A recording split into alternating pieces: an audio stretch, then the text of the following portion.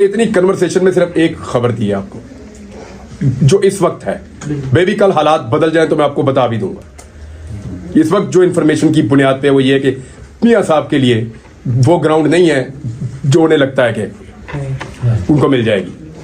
मतलब तो एक ही खबर दी ना इतने सारे बातचीत में। हमें कोई भी जादूगर नहीं है। ये खबर मुझे कोई ख्वाब में नहीं आई रात को सोते हुए, कहीं से आई है ना। इसी तरह हमारे सोर्सेज होते हैं, कभी पुलिस में, कभी एजेंसियों में, कभी नैब में, कभी ब्यूरोक्रेसी में, जहां से हम सारे खबरें ले रहे होते हैं। ऐसे ही खबरें आती हैं और उनको हम वेरीफाई करके अपने आप को कायल करते हैं और चला देते हैं। आपको यह जुमला तो याद है कि मैंने फाइलें देखी, लेकिन उसके बाद एक जुमला था, उसको याद करो, निकाल के सुनो और इस वीलॉग में लगाना कि पहले मैंने अपने आप को कायल किया। कैसे किया? Fact check. मैंने इनको लेटर लिखे थे शरीफ फैमिली को कि इसका जवाब दो। इनके पास किसी सवाल का जवाब नहीं था। तो जब मैं कायल हो गया तो मैंने अपना काम किया। हाँ, मुझे आज भी कोई भी पाकिस्तान का कोई भी इदारा मुझे आज भी खबर देगा तो मैं लूंगा उससे। क्यों नहीं लूंगा? लूंगा खबर, लेकिन अपने तरीके से उसको वेरीफाई करके चलाऊंगा। पॉलिटिकल पार्टीज आती है और जाती रहती हैं। ये जुल्म नया नहीं है जो अब हम इस मुल्क में देख रहे हैं, लेकिन इस लेवल पे तो हमने कभी नहीं देखा। ये भी बिल्कुल एक सच है कि जो आज तरीके इंसाफ के साथ हो रहा है वो तो हमने कभी ना सुना ना कभी देखा अपनी जिंदगी में, जिस लेवल पे इनके साथ हो रहा है। फिर जो बहुत ताकतवर लोग हैं उनको मेरा मौक़िफ़ बहुत सूट किया एक वक्त में, वो भी सदके वारी जानते सन। अब पीटीआई को सूट कर रहा है मेरा मौक़िफ़, ताकतवर अब भी कल इनको भी हो सकता है सूट ना करे, मुमकिन है। तो ये तो चलता रहता है।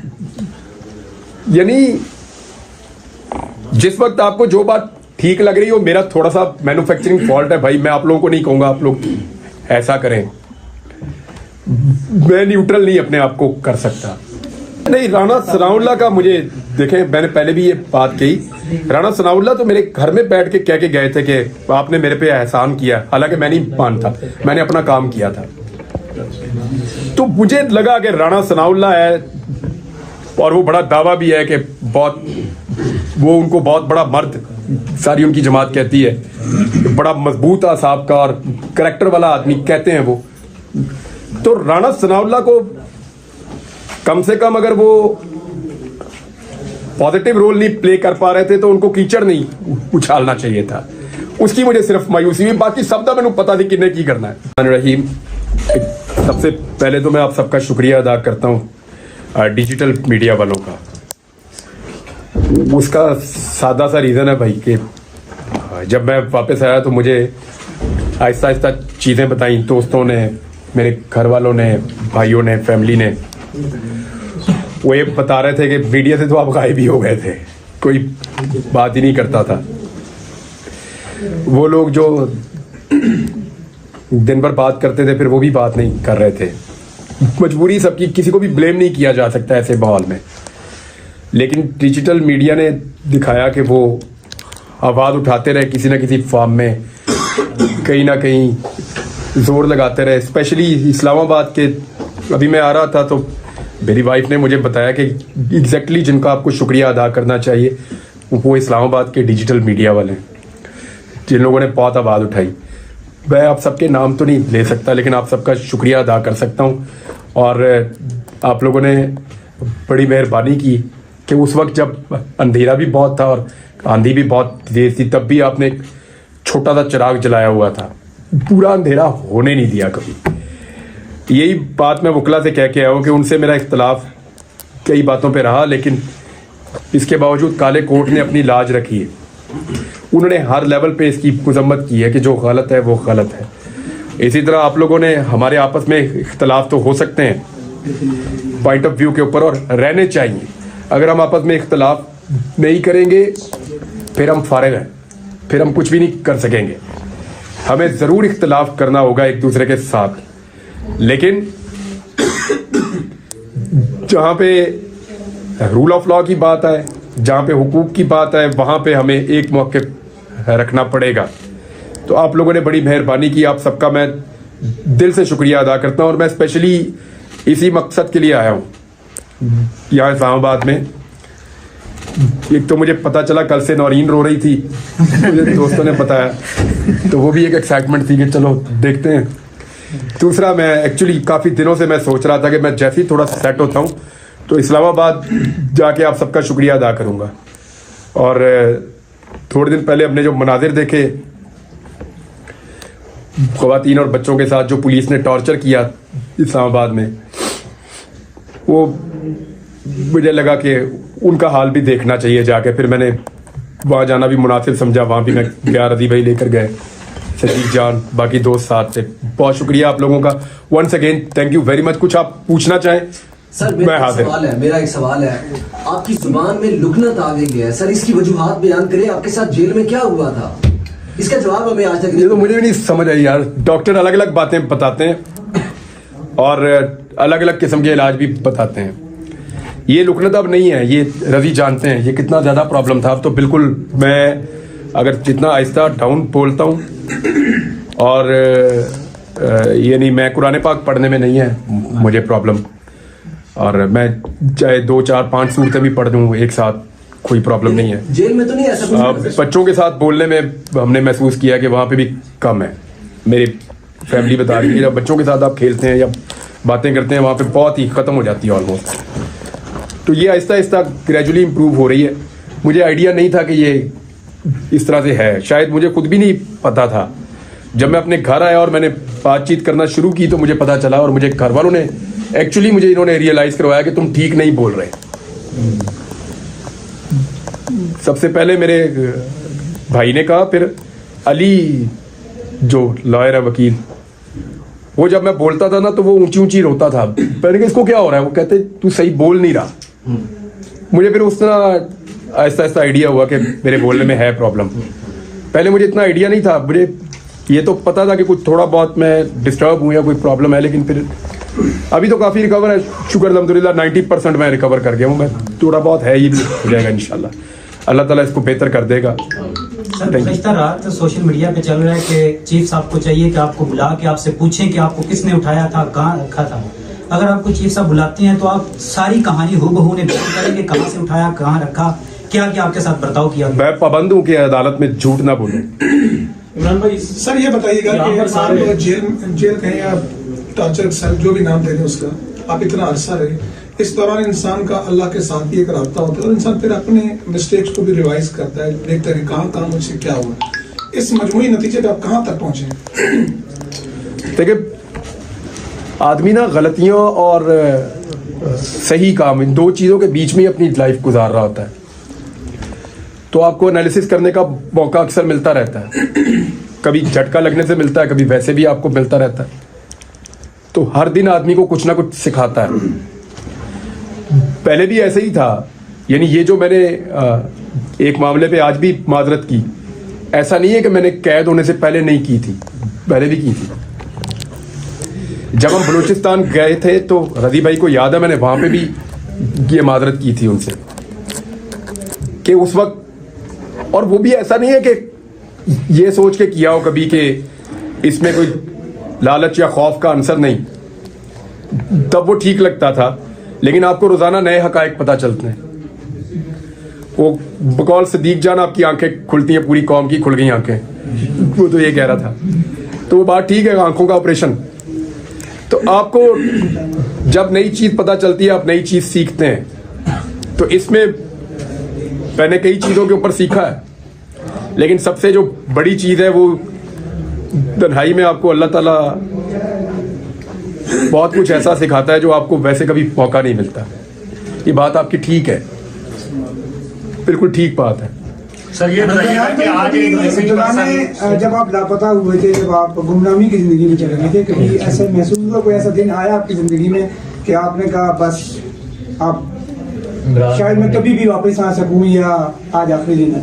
रोज सर अगवा होने से लेकर निकलने तक का सारा जो आपको पता है कि कितने दिन आप कहाँ रहे हैं, और सर इसमें ये भी ऐड करना है, यहाँ पर भी सारे साफी हैं, तो खुदा ना खास्ता कभी किसी साफी के साथ इस तरह से हो सकता है, तो वहाँ पर अहवाल जिस तरह से भाई ने पूछा, लेकिन वहाँ पर मेन चीज जो है कि किस तरह बंदा डट सकता है किसी अपने पॉइंट। अल्लाह ना करे कभी किसी को ऐसी तकलीफ से गुजरना पड़े, अल्लाह ना करे। मेरी दुआ है आप सबके लिए, अल्लाह किसी को भी ऐसी तकलीफ से ना गुजारे। सर आपके साथ गुजारा सबसे ज्यादा जो चीज आपको याद आई वहां पे, टाटर सेल कहें, जेल कहें, कुछ और कह लें, वो ऐसी क्या चीज थी जो पर्सनली जो आपको याद आई? वो 2-4 दिन होना तो आपको 1-2 चीजें याद आती हैं, मैं तो कोई चीज बची नहीं थी जो याद ना आई हो। सबसे पहले तो आपको अल्लाह याद आता है। जब भी आप फंसते हैं ना जिंदगी में कभी, सबसे पहले आपको अल्लाह याद आता है। अल्लाह ताला कुरान पाक में कहता है बार बार कि खास तौर पे उसने कश्ती वाली मिसाल दी है कि जब इनकी कश्ती तूफान में घिर जाती है तो ये अल्लाह को याद करते हैं, खालिस अल्लाह को पूरी तौहीद के साथ। तो जब अल्लाह इनको साहिल पे पहुंचा देता है तो फिर अक्सर जो है उनमें से कुछ ऐसे हैं वो मुकर जाते हैं। आपके सामने कोई डिमांड रखी गई है, ये सवाल आप जो है ना हक की आवाज बुलंद करना बंद कर दें, हम आपको छोड़ देंगे, कोई डील या कोई इस तरह की बात हुई थी आपके साथ? आप ये ना पूछें, आपके लिए बेहतर है। तो सोशल मीडिया पे पिछले दिनों जो आपने पोस्ट की, बशीर जैदी साहब बड़ा तनकीद कर रहे थे। इससे पहले जब आप अरेस्ट नहीं हुए थे, अगवा नहीं हुए थे, इकरारुल हसन साहब से आपका बड़ा एक सोशल मीडिया पे वो जारी रहता था। अभी आप अपने वीलॉग शुरू करने जा रहे हैं साफियों के साथ, फिर क्या कोई इस तरह का सिलसिला होगा? देखिए, इख्तिलाफे रहना चाहिए। मैंने कहा कि हम में से कोई भी मुकम्मल नहीं है, हम सबसे गलतियां होंगी। बात यह है कि हम गलती से कुछ सीख सकते हैं या नहीं। हम पहले भी गलतियां करते रहे, आइंदा भी करते रहेंगे और सब करते हैं, कोई भी मुकम्मल नहीं होता। और इख्तिलाफे रहे तो बड़ी अच्छी चीज है। जहां तक इकरार का मामला है, इकरार खुद मेरे घर आया था, बल्कि उससे पहले, जब शुक्र है मेरी गिरफ्तारी से पहले अगर खुदा ना खास्ता मैं वापस ना आता तो उसको जिंदगी भर ये गिल्ट रह जाता। उसने मेरी गिरफ्तारी से पहले मुझे फोन किया था एक दिन और सॉरी किया था, तो मैंने कहा मेरा तो कोई शिकवा ही नहीं है भाई, आपकी इंडिपेंडेंट राय है, आप मेरे बारे में कोई भी राय रख सकते हैं। अच्छा इमरान भाई, आपके जो चाहने वाले हैं बहुत शिद्दत से आपके पहले वीलॉग का इंतजार कर रहे हैं, तो सबसे पहले तो ये बताइएगा कि वीलॉग में वही जोश और जज्बा, वही जज्बा और वही बहादुरी होगी, और साथ ही साथ जिस तरीके से आप लोग आपको चाह रहे हैं, अभी हमने देखा प्रेस क्लब के बाद जिस तरीके से लोग आपसे मिल रहे थे, तो बहुत से लोग ये भी कह रहे हैं कि उनको इमरान खान आपके अंदर नजर आ रहे हैं, तो क्या कोई सियासत में भी आ सकते हैं? उस हवाले से भी कोई सोच है आपकी?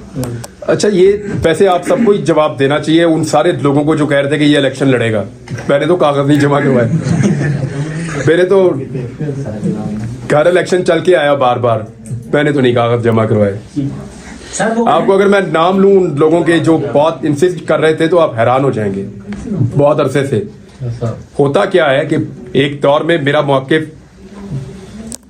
सूट कर रहा था PMLN को, परवेज मुशर्रफ का दौर था, दे वर हैप्पी।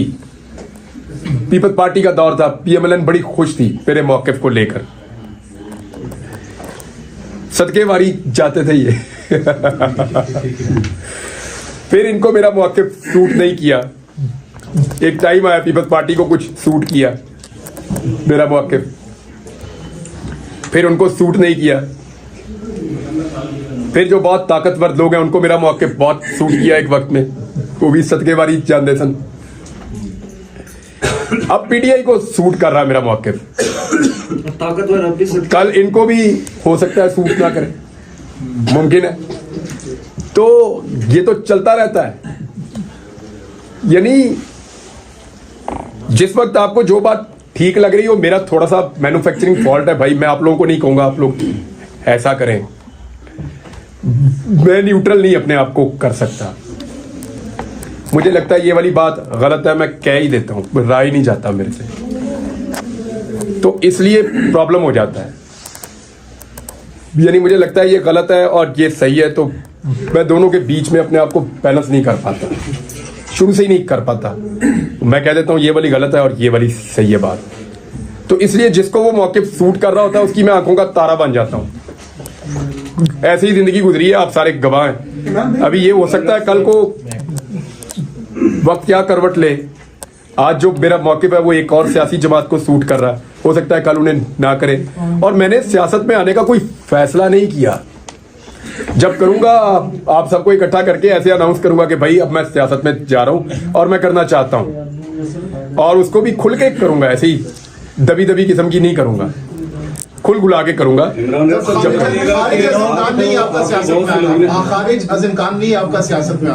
देखिए मैं ना एक दिन बैठा हुआ था अपने ड्राइंग रूम में, मेरे वालिद साहब ने मुझे डोनेशन दिया था कि बेटा लोग भूखे हैं, फ्लड आया हुआ है, तो हमने सेविंग नहीं रखनी, ये पैसे जो है वो दे दो। मैंने उनको बुलाया, अपने एक दोस्त को, वो काम करते थे इसका डोनेशंस का। मैंने उन्हें कहा जी ये आप मदद करें फ्लड में जाके। उन्होंने कहा हम वाकई कर रहे हैं, तो ये हमें ज़रूरत थी पैसों की, आप दे दें। लेकिन उन्होंने मुझे उन दिनों में मुझे नौकरी से निकाला हुआ था एक्सप्रेस ने, ताज़ा, और मेरे पास काम भी कोई नहीं था, बस वीलॉग मैं कर रहा था। तो उन्होंने कहा जी आप हमारे साथ मदद क्यों नहीं करते। उन्होंने मुझे कैंप बना दिया और मैं वहां चला गया। और मुझे एक दिन पहले नहीं पता था कि मैं एक कॉज के लिए मदद करने निकलूंगा और वो इतना बड़ा कॉज हो जाएगा। कितने घर बनाए रजी भाई अल्लाह ताला ने?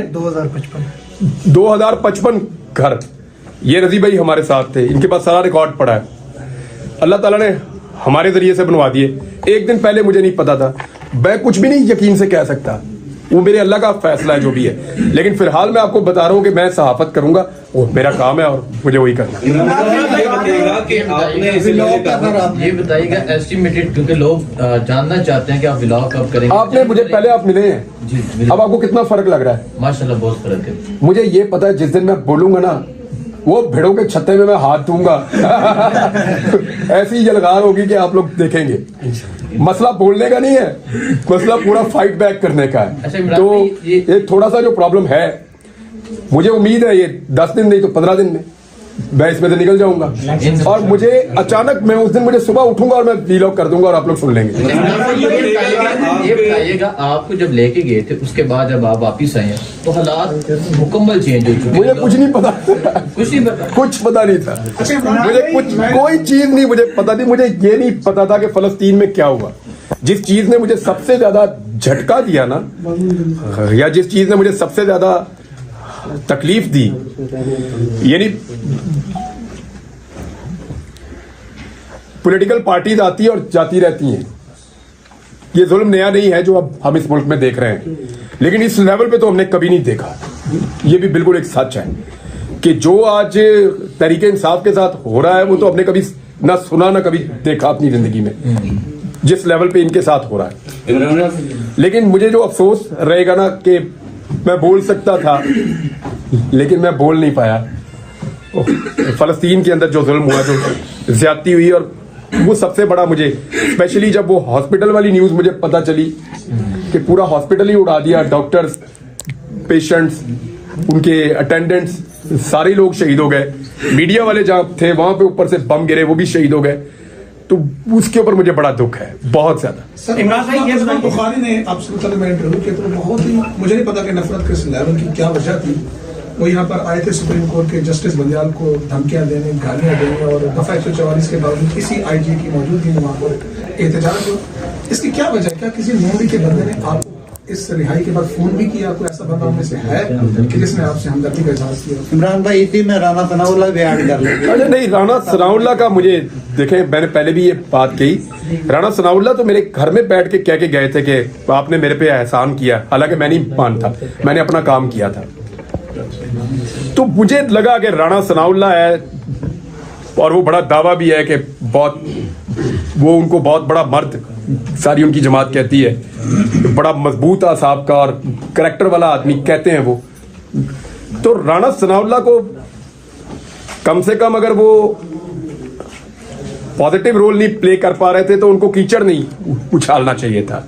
उसकी मुझे सिर्फ मायूसी हुई, बाकी सब दा मैंने पता थी किन्ने की करना है, आइडिया था मुझे। अच्छा इमरान रियाज साहब, ये बताइएगा कि जैसे कि आपने कहा कि मेरा बयान कभी कौन सी पार्टी को पसंद आता है, कभी किस पार्टी को, तो आपको किसके बयानिए पे ज्यादा चेस आई है?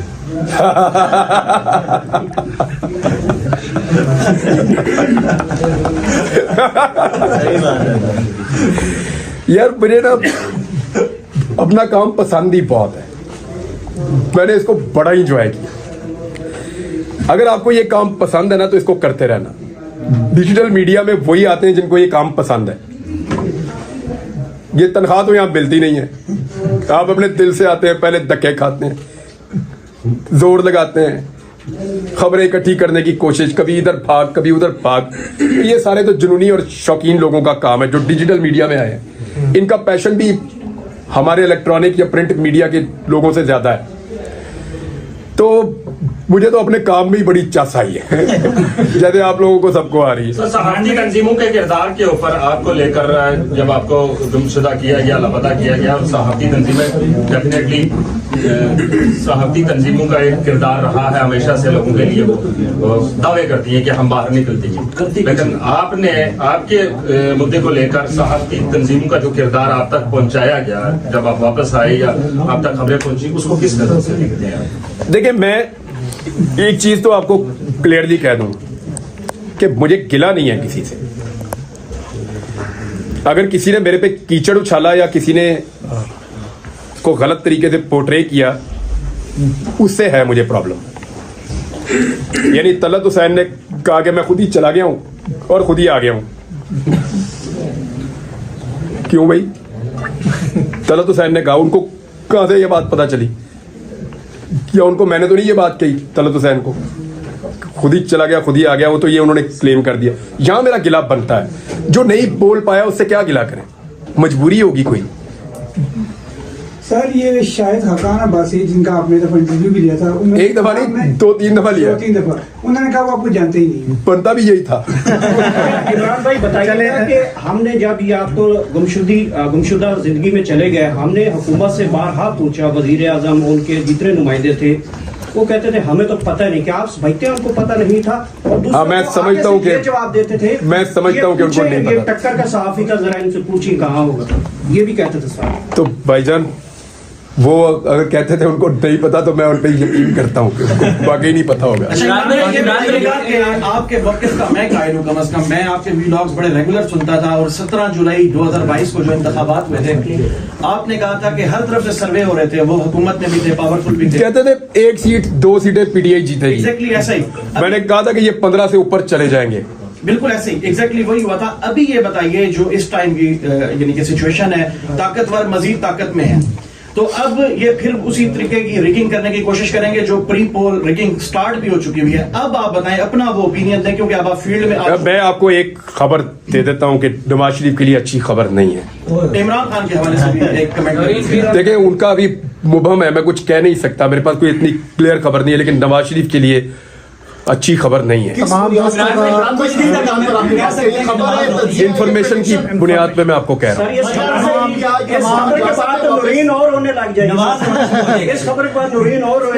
अल्लाह उसको खबर दे।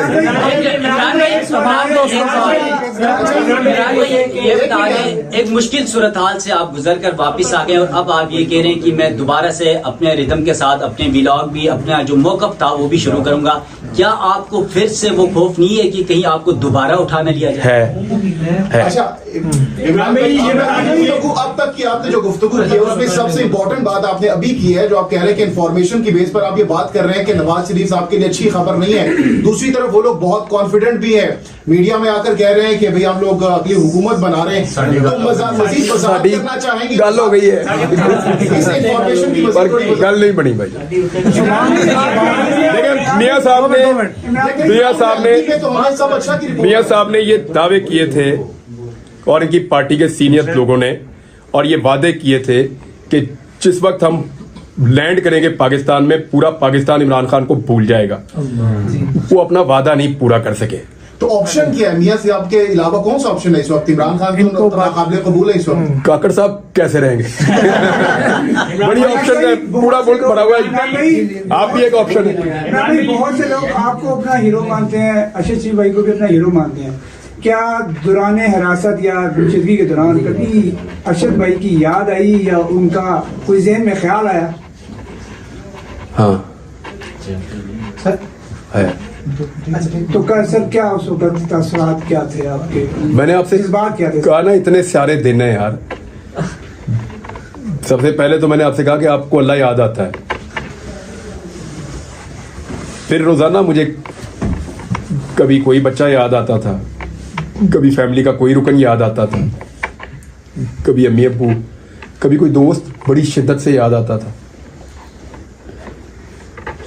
कि घोड़ी मेरे पास है, उसकी याद आ रही थी एक दिन। तो यही होता है ना आपको कि आपके पेट्स होते हैं, वो भी आपको बाद वक़्त याद आते हैं। दोस्त बहुत सारे ऐसे हैं जो याद आ रहे थे, लेकिन सीरियसली वाकई अरशद शरीफ मेरे दिमाग के एक कोने में रहा। वजह यह भी थी कि मुझे कई दफा लगता था शायद मैं भी वापस नहीं जा पाऊंगा, कि भी एक रीजन हो सकता है। कोई भी चीज श्योर नहीं होती। इमरान भाई, डिजिटल मीडिया को पोस्ट किया है, जिस तरह डिजिटल मीडिया को पोस्ट किया आपने, इमरान अरशद शरीफ को शहीद किया गया, आपके साथ ये किया गया।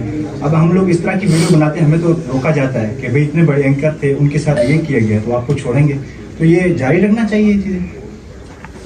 देखिए, मैं एक चीज मानता हूं, ये डिसीजन आप सबको अपने अपने तौर पे करना है भाई।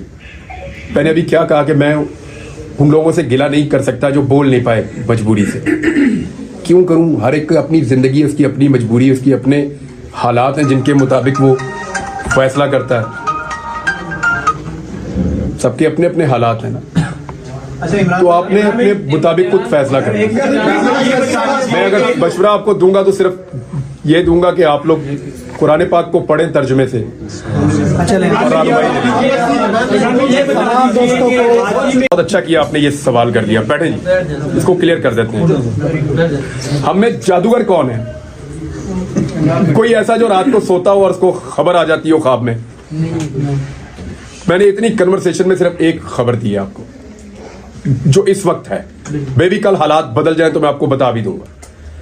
इस वक्त जो इन्फॉर्मेशन की बुनियाद पे वो ये है कि मियां साहब के लिए वो ग्राउंड नहीं है जो उन्हें लगता है कि उनको मिल जाएगी। मतलब तो एक ही खबर दी ना इतने सारे बातचीत में। हमें कोई भी जादूगर नहीं है। ये खबर मुझे कोई ख्वाब में नहीं आई रात को सोते हुए, कहीं से आई है ना। इसी तरह हमारे सोर्सेज होते हैं, कभी पुलिस में, कभी एजेंसियों में, कभी नैब में, कभी ब्यूरोक्रेसी में, जहां से हम सारे खबरें ले रहे होते हैं।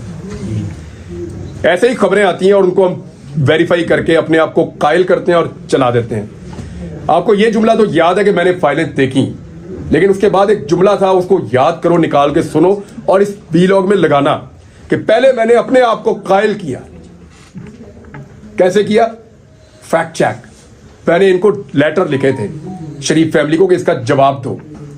इनके पास किसी सवाल का जवाब नहीं था। तो जब मैं कायल हो गया तो मैंने अपना काम किया। हाँ, मुझे आज भी कोई भी पाकिस्तान का कोई भी इदारा मुझे आज भी खबर देगा तो मैं लूंगा उससे। क्यों नहीं लूंगा? लूंगा खबर, लेकिन अपने तरीके से उसको वेरीफाई करके चलाऊंगा, जैसे मैं पहले करता था। आज भी लूंगा। देखें, ये नहीं हो सकता कि हमें ख्वाब में खबर आए और हम चला दें। ये he said she said journalism नहीं है। आपके सोर्सेज बनते हैं इदारों में, महकमों में, एजेंसियों में, डिपार्टमेंट्स में, सहाफियों में, पॉलिटिकल पार्टीज में। वहां से आप खबरें निकालते हैं। हादसाती तौर पे तो आपको कभी अचानक ही कोई खबर मिलती है। जैसे मैं एक दिन सड़क से जा रहा था तो गोली चल गई। मैं उतर के देखा तो वो अंग्रेज था, वो गोलियां मार रहा था। रेमंड डेविस पे मौके पे खड़ा था। ये हादसाती तौर पे मुझे खबर मिल गई, लेकिन उसका नाम रेमंड डेविस था और वो अमेरिकन है। ये पता करने के लिए मुझे अपने पुलिस के सोर्स को एक्टिवेट करना पड़ा और एक एजेंसी के। वहां से फिर पता चला कि ये एक्चुअली बंदा कौन था। खबर ख्वाब में नहीं आती भाई। आइंदा भी मिलेगी तो खबर दूंगा, उस पर काम करूंगा और आपको दूंगा। आप सबका जनाब बहुत बहुत शुक्रिया। और मैं यहाँ पे इमरान